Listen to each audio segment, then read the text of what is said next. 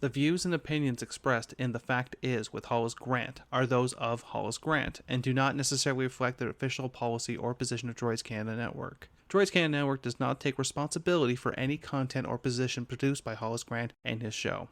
Listener discretion is advised.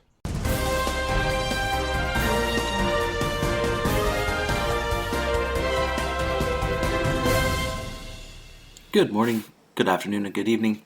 Thank you for tuning in to another edition of The Fact Is. I am your host, Hollis Grant, and as we're still in the grips of the fourth wave that's burdening healthcare services around the world, millions are dying of the pandemic of COVID-19 that has now turned into COVID Delta edition.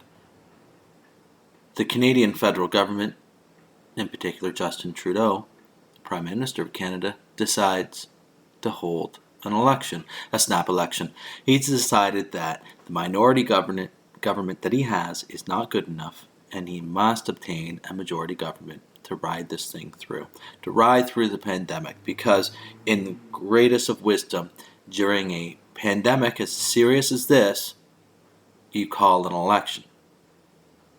You call an election to have people line up and stand together and to go out on the campaign trail and to stand shoulder to shoulder in these what's called a super spreader event, but yet not one super spreader event that's being reported. But this is a quote from our dear leader, Justin Trudeau. And what do you and your family do to cut back on plastics? We have recently switched to drinking water bottles out of water out of when we have water bottles out of a plastic. Away from plastic towards paper. Like drink box water bottles, sort of things. There's a number of choices we can make as consumers that will do better, and every consumer needs to look at ways they can make smarter choices in their consumptions.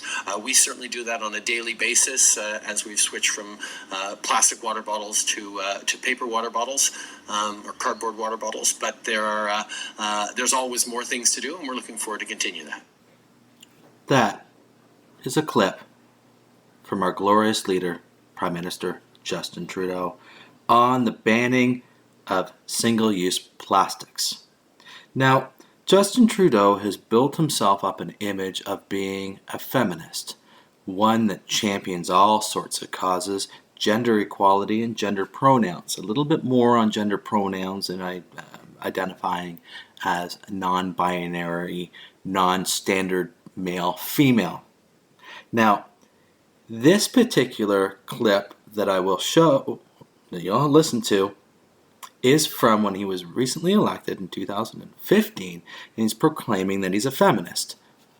And this is at a gender equality meeting at the United Nations. One of the things that we've seen in groups like these is an extraordinary range of people from different backgrounds, different communities, different political ideologies come together around the essential principle that is respect for women's rights, for equality, and indeed people standing up loud and proud to proclaim themselves as feminists.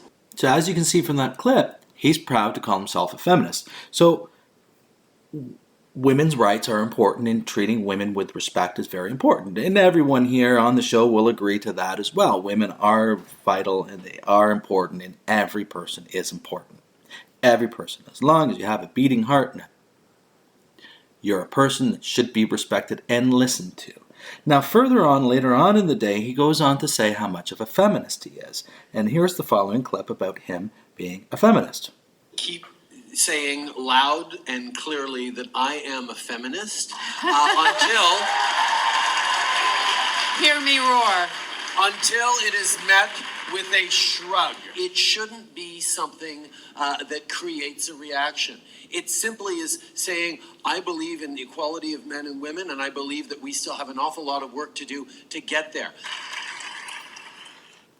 So we have an awful lot of work to get there, about equality and women's rights and treating women with the utmost respect. Now, Justin Trudeau had an incident quite some time ago with a reporter, and this happened in British Columbia. This happened while he wasn't Prime Minister. He's still an up-and-coming politician. You have to keep in mind, for those that aren't familiar with Justin Trudeau's lineage, Justin Trudeau is the son of Margaret Trudeau and Pierre Trudeau. Pierre Trudeau being Canada's Prime Minister back in the late 70s and 80s, and Margaret Trudeau, more famously known for having an affair with Mick Jagger. Now, the Kokanee groping incident, or the Kokanee grope, referred to in Canada, occurred in August of 2000, where there was an event held by a local brewing company, and Justin Trudeau was invited to accept the donation to his family's charity. Justin Trudeau was speaking with a young reporter at the age of 18 years old, she was, and was asking him questions, and he groped the woman, fondled her, and later made a comment saying, "Had I have known that you were a reporter for a paper, I wouldn't have done that." He did apologize the next day. Nonetheless, the scandal did break, albeit 20 years later, of his inappropriate conduct. Now, he's at an event. Should he be groping women like that? Can a man that gropes women be a feminist later in life? Did he change his ways? Did he grow up? Did he smarten up? Well, so if we chalk this up to Justin Trudeau or just being a man, and it's okay, and he apologized, we can move on, and we've had time to reflect, and we should be better people for it.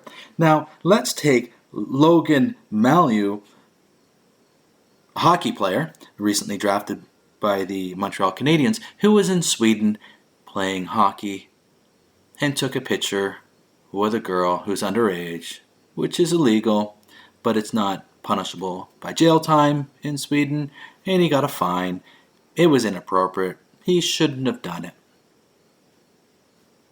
But what does Justin Trudeau think about other people doing other men doing inappropriate things with women? Well, let's hear what he has to say in his own words.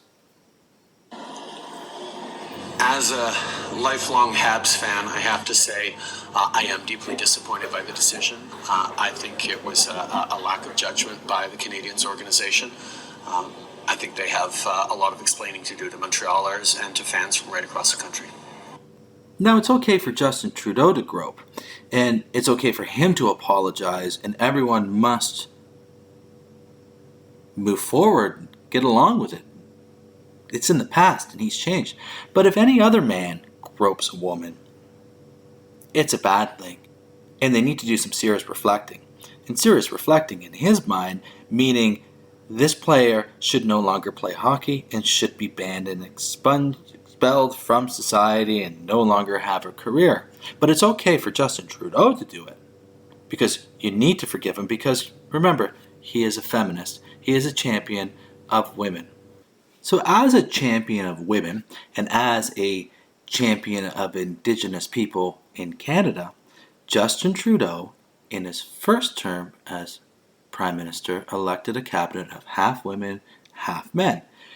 In that cabinet, there was a member by the name of Jody Wilson-Raybould.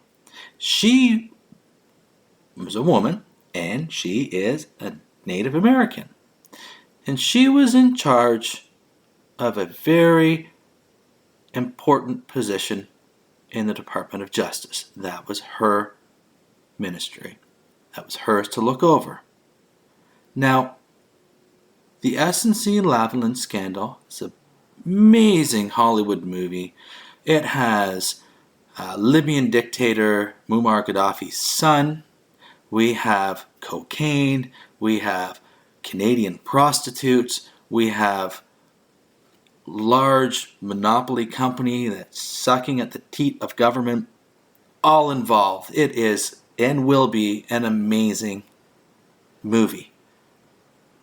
But to give a little highlight of what happened is there's these charges that were brought out, and well, you're the the head of the Department of Justice, and the Prime Minister comes knocking. The Prime Minister's office says, just drop these cases. Just pretend it didn't happen. So on April 2nd, 2019, Trudeau ejected Jody Wilson-Raybould, a woman and a Native, and another former cabinet minister, Jane Philpott, from the Liberal caucus. Philpott had resigned from the cabinet over the government's handling of the SNC-Lavalin affair. On May 27, 2019, Wilson-Raybould and Philpott both announced that they would seek re-election as independent candidates in the federal election in 2019. Now, Dion, who is an ethics commissioner, who's actually also a Liberal, and he's involved in other questionable decisions as an ethics commissioner.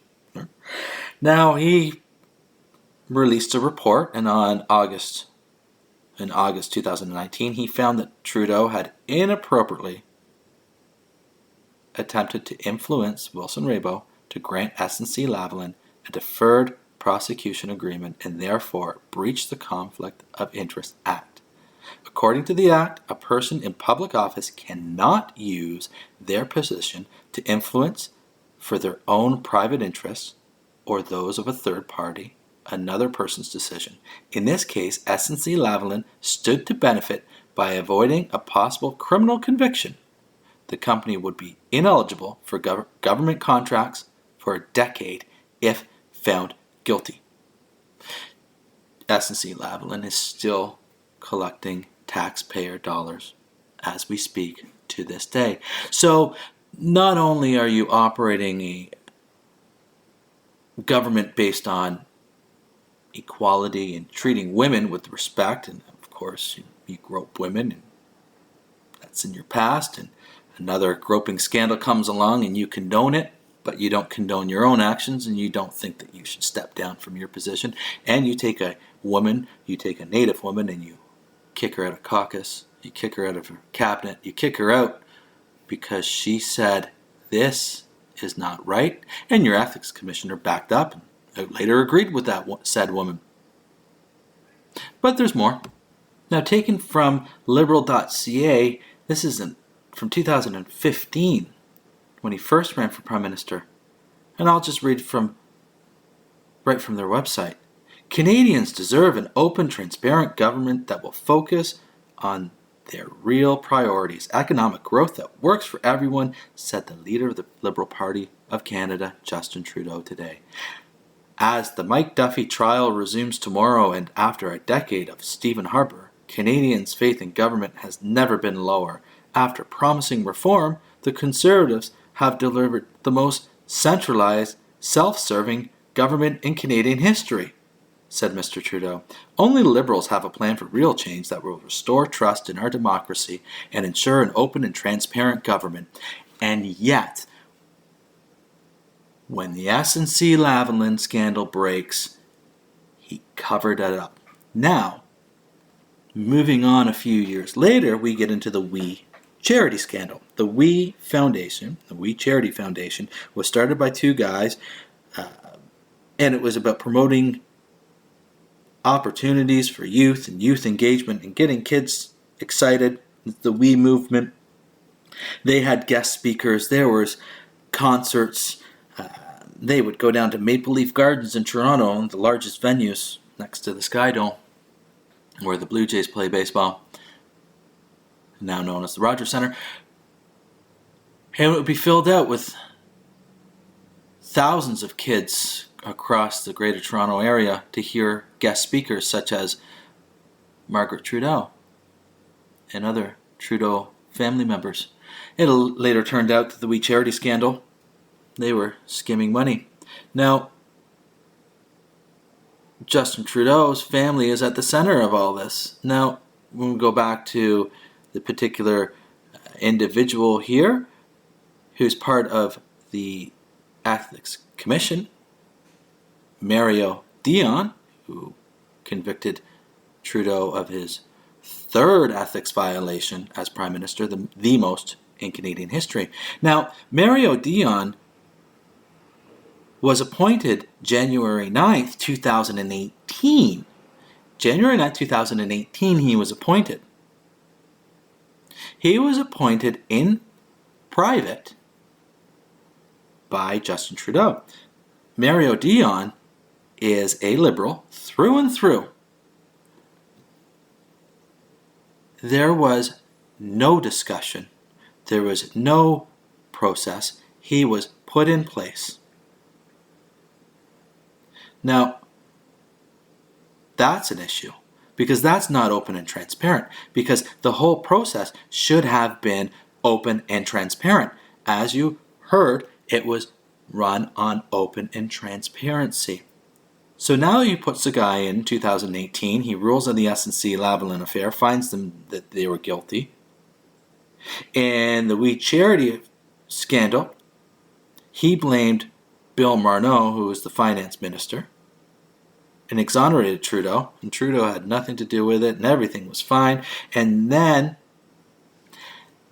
as the members of Parliament decide to put a committee together, because you see Canadians, there's nothing better Canadians will do is to have a committee on a committee on a committee, most ineffective government the world has ever known. But Canadian politicians wanted to have a committee, and that was stopped. There was no further investigation of how millions of dollars were gone. The We Foundation is facing criminal charges in Kenya. We has closed all of their offices, and like the great snake salesmen, have left town and have been nowhere to be found since. Now, changing topics a little bit, we'll be talking about gender pronouns and use of gender pronouns. It's no secret that Justin Trudeau is a huge advocate for gender pronouns and gender neutrality in all sorts of legal documentations. And the best example of the gender terminology is in the updated NAFTA agreement, where Canada was hesitant to use any type of gender language and kept it gender neutral. Now, one of the things that we talked about on this show, you can go back and listen at droidscanada.com, and one of the names that comes up is Francesco Sorbara.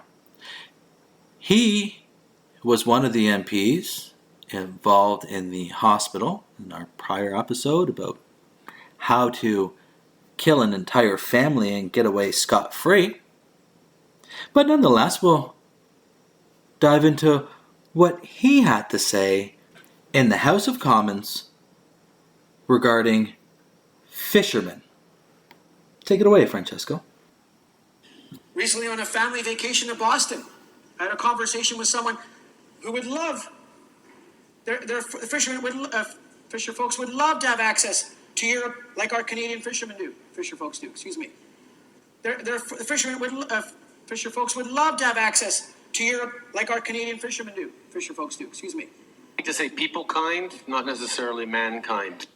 Now, while Justin Trudeau wants to pass law, and has passed law, about using pronouns and not assigning a pronoun to a particular individual that they don't want to be notified of, and that you have to do this, the clip that I'm going to show you will show you that he doesn't care about what you want. After days of avoiding it, Aaron O'Toole confirmed he wants to bring private for... So in that own clip, he's using a pronoun and a gender pronoun where it should have been a gender neutral pronoun. So as you can see, Justin Trudeau and everything that he believes is stuff and issues that must be implied to you, but not to him, because we know that he's a feminist, but he can grope women at his own pleasure. We know that he's a feminist, but he can kick women out that stand up and say, no, what you're doing is wrong, what's happening is unethical, and it's not right. We know that the Indigenous people he doesn't care for, because we know with the $4 billion that they'd received in the last 4 years, now the new promise is $8 billion to double that money. Well, the money doesn't get funneled down to everyday natives. It's hoarded by the chiefs. It's kept at the chiefs. It's a terrible system, and it needs to be reworked. There's no accountability of how natives spend their money. It goes to the chief, and that's all that's needed to be reported back. But nonetheless, Justin Trudeau kicks him out of cabinet, kicks him out of the party. We know that people kind and fisherfolk and merfolk must have the right terminology, but he does not have to use it. This is the person that's seeking for re-election yet again. And if you vote Liberal, you're getting more of the same, more doublespeak, more ethics violations, and more rules and regulations to control your life, because as Justin Trudeau once said about China, there's a level of admiration I actually have for China, because their basic dictatorship is allowing them to actually turn their economy around on a dime and say we need to go green as fast as we need to start investing in solar. I mean, there is a flexibility that I know Stephen Harper must dream about, of having a dictatorship that he could do everything he wanted, that I find quite interesting. Now the little quip at the end about Stephen Harper and his basic dictatorship, and there's a joke to be made. If you go back to our rules for radicals, accuse others of what you're doing. I'll leave you with that and say thank you for listening to another edition of The Fact Is. I'm your host, Hollis Grant. You have yourself a great week. Dan, what happens every Thursday? That would be DCR Droids Canada Radio. And what time is it at on Thursday? That's from 9 till 11 p.m. Dumb question. Where do you find it? You find that at accessradio.ca. And what's the best part? It's